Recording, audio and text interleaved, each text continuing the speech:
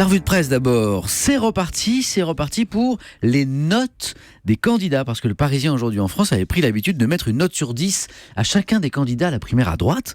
Le pauvre Jean-Frédéric Poisson s'en souvient encore d'ailleurs.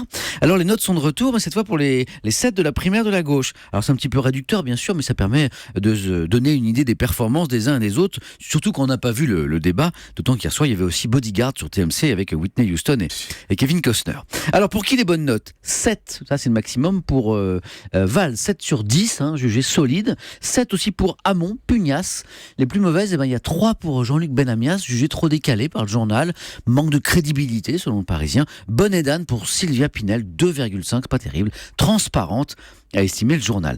Quant à l'appréciation générale sur le débat, ça donne un premier tour de chauffe peu convaincant.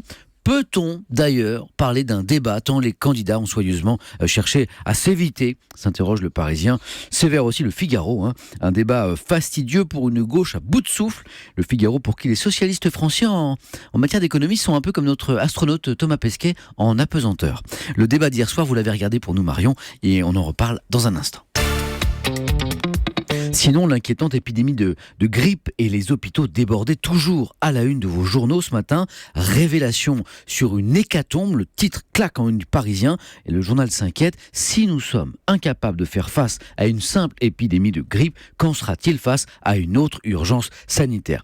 L'humanité pose une autre question en sa une. Pourquoi une simple grippe mêle les hôpitaux ainsi en hypertension ? Manque de moyens ? Coupe budgétaire, voilà la réponse selon le quotidien communiste qui donne la parole aux professionnels de santé et dénonce le manque de lits disponibles, un sous-effectif médical patent et une organisation perfectible.